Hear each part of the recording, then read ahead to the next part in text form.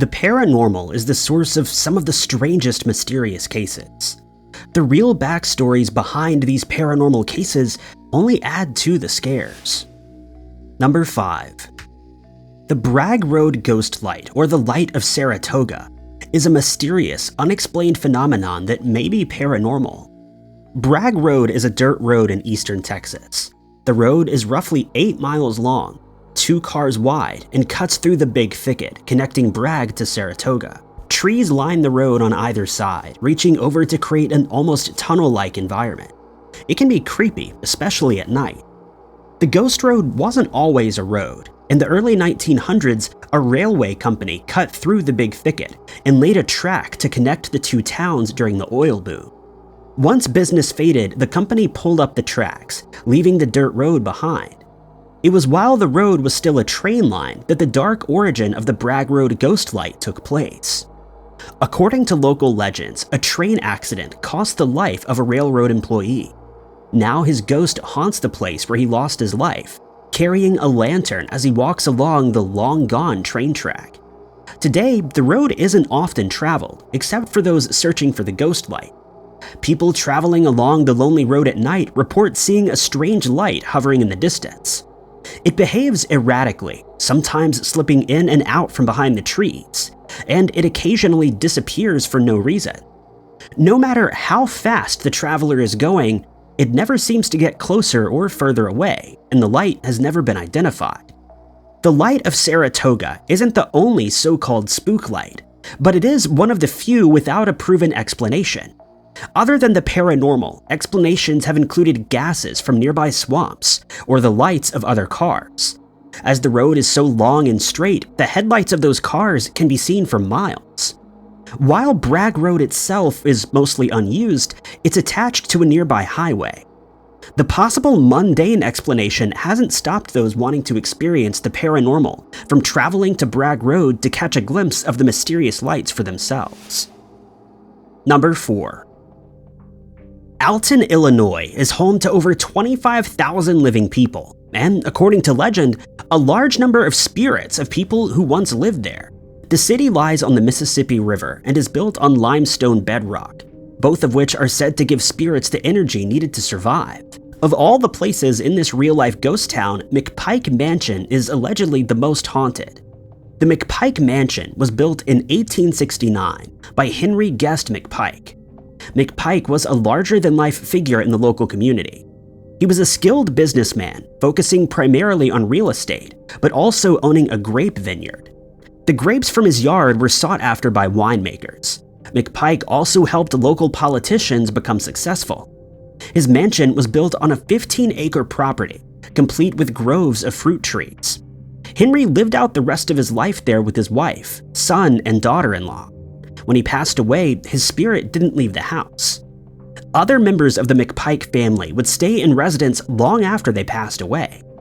McPike's mother had never lived in the house, but apparently her spirit was drawn to the place where her son made a home for himself.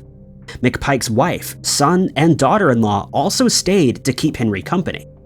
Some servants have also become attached to the building. An attendant named Sarah is the most famous of those. Visitors have reported smelling the strong scent of lilacs in the attic, a perfume that's been associated with Sarah.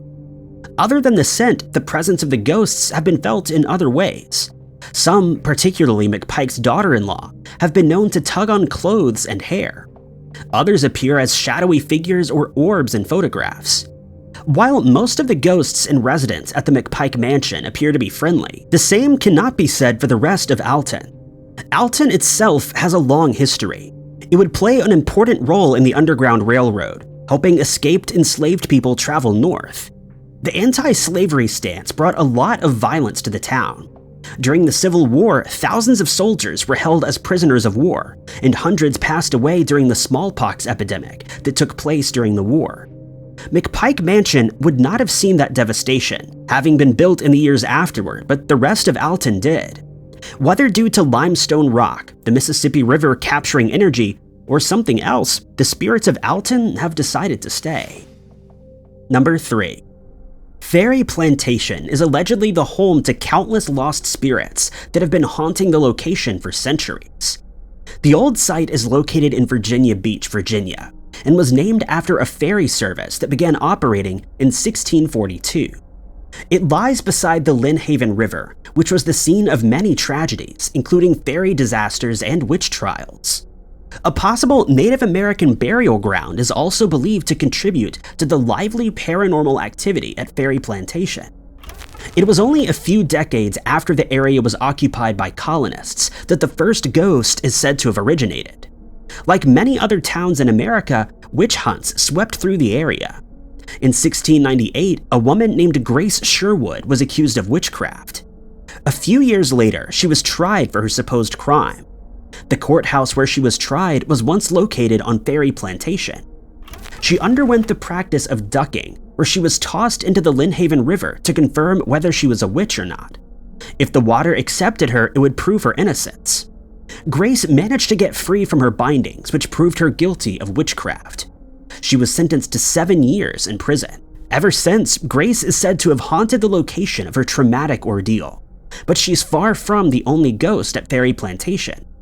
An 1830s brick house known as the Ferry Plantation House is home to most of the hauntings.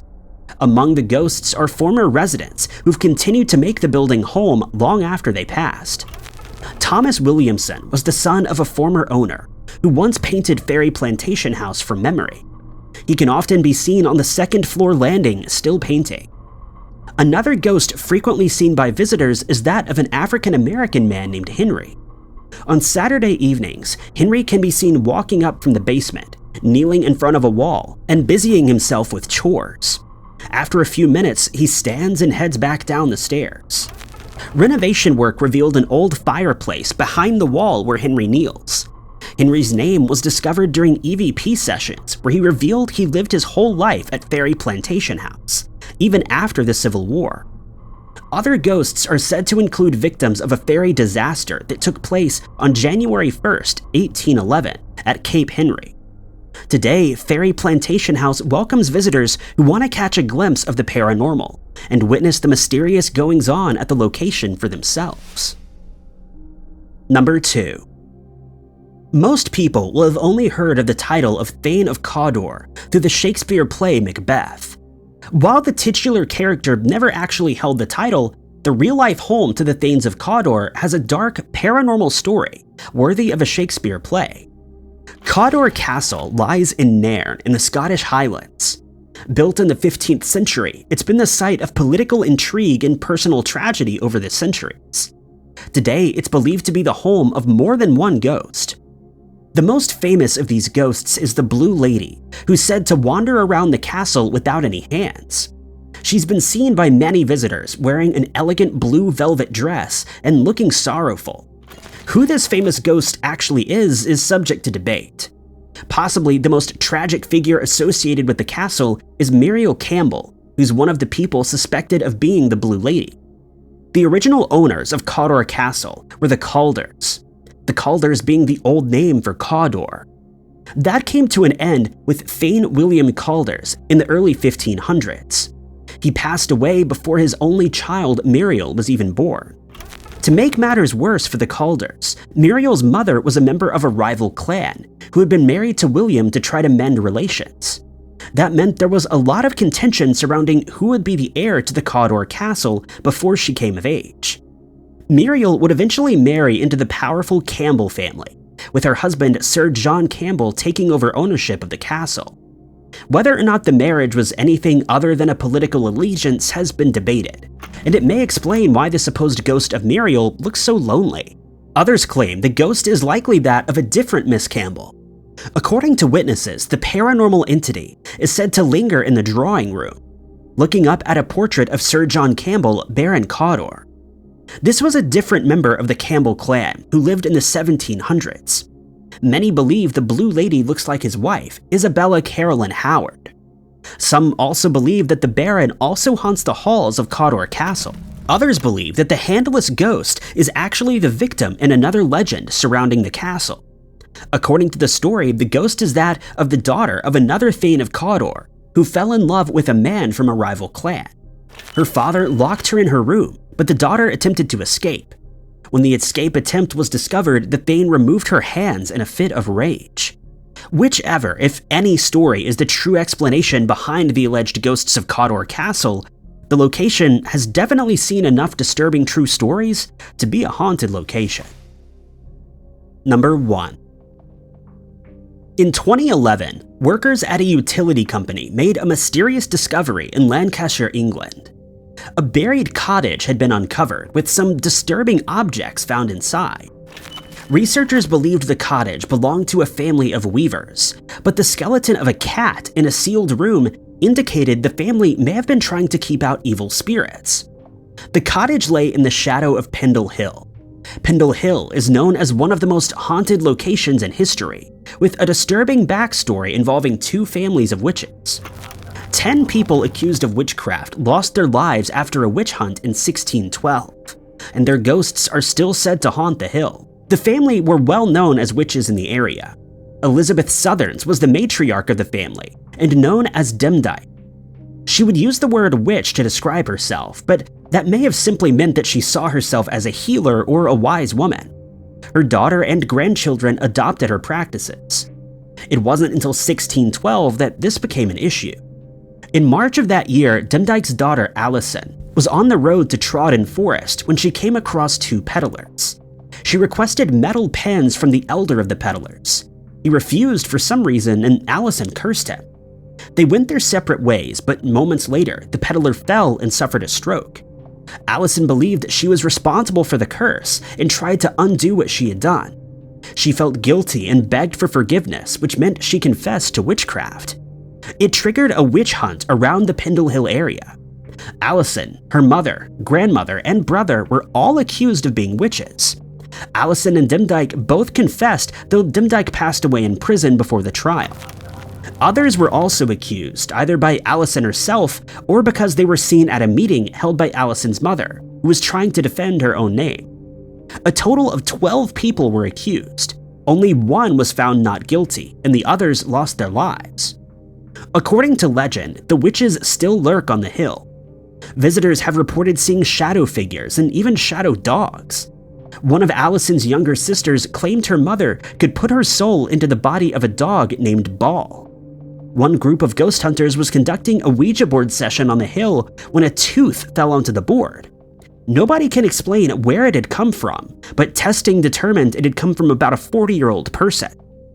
It isn't only the witches that haunt Pendle Hill, and it seems the area was able to retain a number of spirits, which would explain why the Weaver family from the uncovered cottage were doing what they could to keep them at bay. Thank you guys so much for watching. If you liked this video, be sure to hit that like button. Also, don't forget to subscribe and click that notification bell to keep up to date with all of our future uploads. But my name is Ty Knotts, and I'll catch you guys in the next video.